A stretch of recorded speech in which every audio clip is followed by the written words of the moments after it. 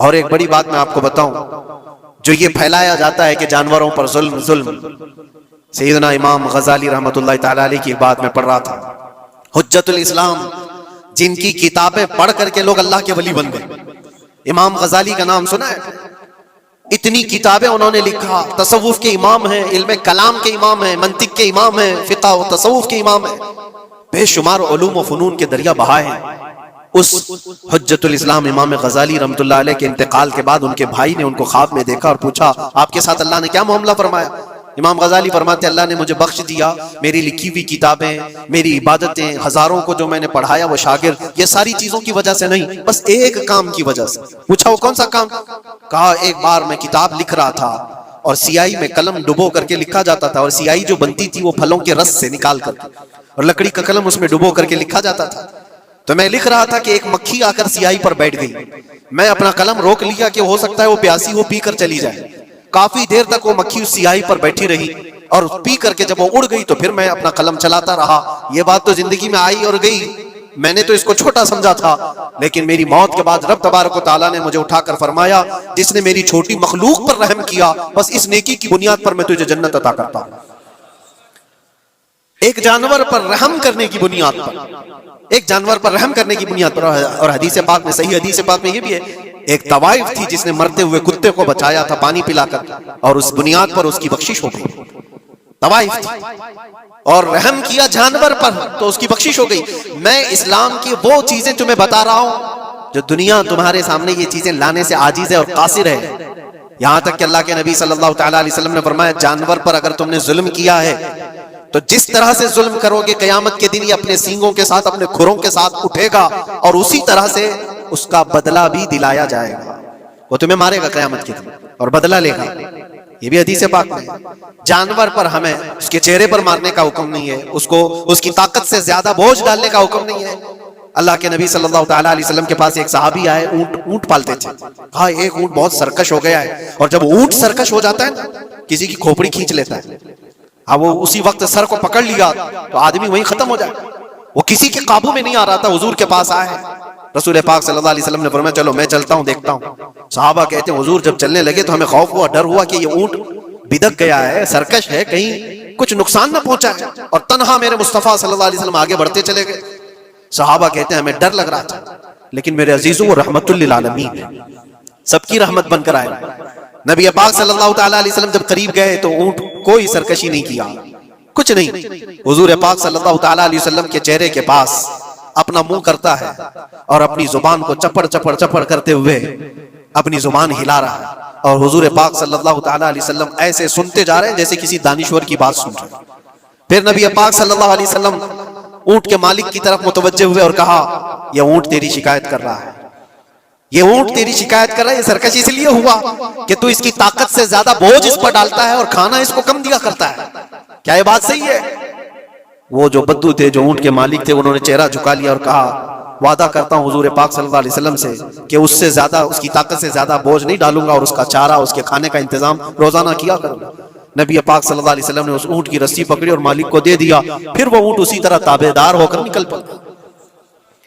یہ اسلام میں میرے آقا صلی اللہ تعالیٰ علیہ وسلم کا عدل تو دیکھو، ان کی طاقت سے زیادہ کا بوجھ ڈالنے کا حکم نہیں ہے۔ اور دنیا یہ پروپیگنڈا پھیلائی ہوئی ہے کہ یہاں جانوروں کو کاٹا جاتا ہے، جو ذبح کرنے کا حکم ہے وہ اللہ کے حکم سے ہے۔ میرے رب تبارک و تعالیٰ نے خود جان ڈالی، ہماری جان کا بھی وہی مالک ہے، جانوروں کے جان کا بھی وہی مالک ہے۔ اگر اللہ کا حکم نہ ہوتا تو ہمیں چونٹی مارنے کی بھی اجازت نہیں، اللہ کا حکم نہ ہوتا تو ہمیں کسی کو بھی قربانی کرنے کی اجازت نہیں ہوتی۔ یہ رب تبارک و تعالیٰ کا حکم ہے، تو ظاہر سی بات ہے ہم اللہ کے بندے ہیں۔ رب تبارک و تعالیٰ جانوروں کی قربانی کا حکم دیا، اس لیے ہر سال بقرعید میں مسلمان قربانی کرتے ہیں۔ اگر اللہ چاہے تو اپنے بیٹوں کی قربانی کا بھی حکم دے دے، اور دیا ہے رب تعالیٰ نے، اور وہ بھی کر کے دکھایا سیدنا ابراہیم علیہ السلام۔ اللہ تبارک و تعالیٰ اگر حکم دے تو کیا تم ایسے مسلمان نہیں ہو؟ مسلمان کا مطلب ہوتا ہے سر جھکانے والا اللہ کے حکم کے آگے، یہ نہیں پوچھے گا کہ کیوں ہے اور کیسے ہے۔ مسلم کہتے ہیں اپنا سر جھکا دیا اللہ کی بارگاہ میں، اس کے حکم کے آگے۔ اللہ تبارک و تعالیٰ ہماری جانوں کا مالک ہے، اگر وہ چاہتا تو ہماری قربانی کا حکم دیتا، ہمارے اولاد کا، لیکن رب تبارک و تعالیٰ نے یہ سنت ابراہیمی پر پوری دنیا کو ثواب دینے کے لیے جانوروں کی قربانی کا حکم عطا فرمایا۔ میرے آقا صلی اللہ تعالی علیہ وسلم کے پاس ایک صحابی حضرت زید بن ارقم آئے اور پوچھا یہ قربانی کیا ہے میرے آقا؟ حضور اکرم صلی اللہ علیہ وسلم نے فرمایا جس جانور کی ذبح کی قربانی کرو گے اس کے ہر بال کے بدلے تمہیں اللہ ایک نیکی عطا فرمائے گا۔ جتنے اس کے جسم میں بال ہوں گے ہر بال کے بدلے اللہ تمہیں ایک نیکی عطا فرمائے گا۔ اور حضور اکرم صلی اللہ تعالی علیہ وسلم نے یہ بھی ارشاد فرمایا کہ تم جانور کا انتخاب اچھا کرو، اس لیے کہ کل بروز قیامت پل صراط پر یہ تمہاری سواری بن کر آئے گا جس پر بیٹھ کر تم جنت میں جا رہے ہوگے۔ اور لوگ یہ بھی پوچھتے ہیں ہم نے ایک بار قربانی کی ہے تو وہاں سواری کون سی والی آئے گی؟ یہ بھی ملتا ہے روایت میں، تم نے اپنی زندگی میں جو سب سے پہلے قربانی کی ہے اس پر سوار ہوگے، لیکن ہر سال کی قربانی والے جانور بھی سواری بن کر تمہارے ارد گرد آئیں گے، وہ سب ہوں گے، تم انتخاب کرو جس پر سوار ہونا چاہو۔ اسی لیے قربانی میں عیب والے جانور کی قربانی جائز نہیں، لنگڑا ہو، لولا ہو، کان کٹا ہوا ہو۔ کیوں جائز نہیں ہے؟ دنیا تو یہ سمجھتی ہے کٹنے والا جانور وہ ہونا چاہیے جو ریجیکٹڈ ہو، جس کو کاٹا جا رہا ہے وہ دنیا میں کام کے لائق نہ ہو، اس کو کاٹنا چاہیے۔ دنیا کا یہ کانسیپٹ ہے، دنیا کا تصور یہ ہے، لیکن نہیں، اگر کوئی اپنے استعمال کے لیے کاٹ رہا ہوتا تو میں کہتا ہاں ریجیکٹڈ مال کاٹ لو، لیکن ذبح جو ہم کرتے ہیں قربانی میں وہ اپنے لیے نہیں، وہ رب ذوالجلال کے لیے ہے۔ اسی لیے بندہ یہ دیکھے میں اپنے رب کی حضور کیا پیش کر رہا ہوں۔ تم اگر کوئی ہدیہ تحفہ خریدنے جاتے ہو اپنے کسی عزت دار شخص کے لیے تو انتخاب سوچ سمجھ کر کے کرتے ہو کہ جس کو میں دینے جا رہا ہوں یہ کتنا ویلیو والا ہونا چاہیے، کتنا عزت والا ہونا چاہیے، اور جو رب تعالیٰ کی بارگاہ میں پیش کر رہے ہو اس کا بھی آپ خیال رکھو۔ اسی لیے لوگ کام چلانے کی باتیں تو بہت کرتے ہیں۔ قربانی کے متعلق کچھ باتیں ہیں جو مجھے آج عرض کرنی تھی، اس لیے میں نے آج اس موضوع پر آپ سے خطاب کیا۔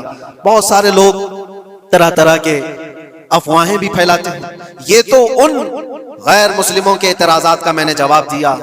دنیا بھر میں ہمارے اوپر الزام کہ یہ لاکھوں جانوروں کو ایسی ذبح کر دیتے، کاٹ دیتے ہیں، لیکن میرے عزیزو یہی وہ دنیا ہے جو ایک طرف تو جانوروں کی حمایت اور محبت کی بات کرتی ہے اور دوسری طرف ان کے بڑے بڑے ملٹی نیشنل کمپنیاں جانوروں کو بے دریغ ذبح کرتے ہیں، قتل کر رہے ہیں، کھانے میں بھی استعمال کر رہے ہیں۔ اور صرف اتنا ہی نہیں، سارے جانوروں کی کھالیں، لیدر کی بیگ، لیدر کے جوتے، لیدر کے بیلٹ، لیدر کی ٹوپیاں، لیدر کے جاکٹ سب بنا کر کے دنیا پہن رہی ہے اور قیمتی چیزوں میں اس کو شمار کیا جاتا ہے۔